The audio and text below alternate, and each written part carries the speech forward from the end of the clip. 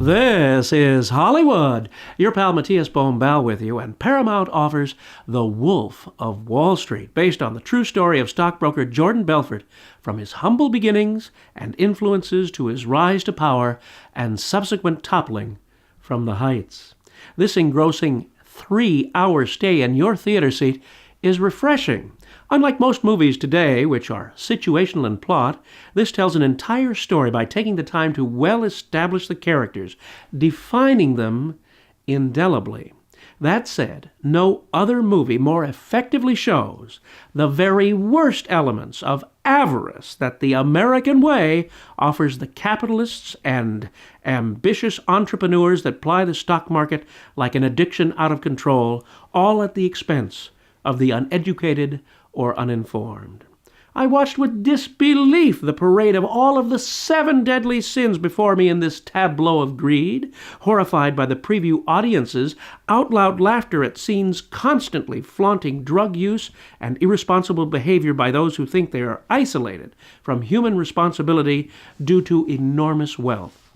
I think the audience frightened me more than the movie, which stars Leonardo DiCaprio as Belfort, assisted by excellent work all around by such performers as Jonah Hill, who offers a fantastic turn as Belfort's right-hand man. Matthew McConaughey, Christine Milioti playing Belfort's first wife, who asks a pivotal question that changes the direction of his life, only to be discarded afterwards. Jon Favreau, Shea Whigham from Boardwalk Empire, Ab-Fab Joanna Lumley, Oscar winner Jean Dujardin, and the beautiful blonde second wife, who is played by Margot Robbie, who I first fell in love with in the short-lived television show Pan Am. To show you the jocular flip world of high-finance hijink, here's a moment when Belfort's father, on the company payroll, confronts the money-hungry team for outrageous expenditure. The father is played by Rob Reiner, the most humanly responsible role in the entire movie. Act like we're working. Okay, wait, he's coming. Okay, so I think if we short Pfizer, that should, and if we have $30,000 in 1 month, Jordy? Huh? They're business expenses. Yes. Jordy, look what you got here. What? Look at this. $26,000 for one dinner. No, this could be explained. Dad, we had the Pfizer clients. Right, the porterhouse from Argentina. The expensive champagne, the wine. We had to buy champagne. And you ordered all the sides. Tell them about the sides you I ordered ordered. the sides, so... Sides? Yeah. Sides? $26,000 worth of sides? What are these sides? They cure cancer? The sides did cure cancer. That's the problem. They were there. That's why they were expensive. Shut up. I'm serious. I know. Stop. Of course, stop is a word they don't understand, with a greater need for speed and more. I must admit the reactions I've expressed are the same as I left the theater with. But curiously, I'd forgotten before the picture started that this was a Martin Scorsese project. How it slipped my mind, I don't know. Would you believe it? A funny thing happened at the end.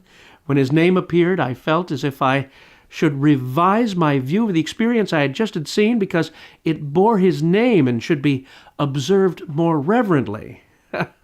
Now that's a telling moment. In reflection, then, it became clear to me the layer of subtleties that I had noted in the fleeting moments of this bacchanalian orgy. In one scene, the brokers start chanting, "One of us, one of us, one of us." A tip of the hat to Todd Browning's Freaks, a creepy MGM release of 1932. I found myself then thinking, of course it was a Scorsese picture. The writer here is Terrence Winter, who is one of the driving forces in the HBO series Boardwalk Empire, and the script is remarkable. But will you like it?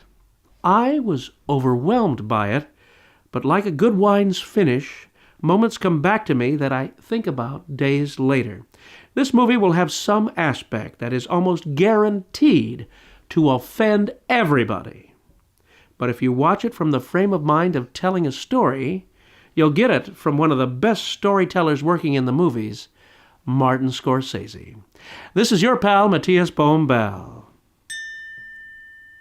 bidding you a fond farewell.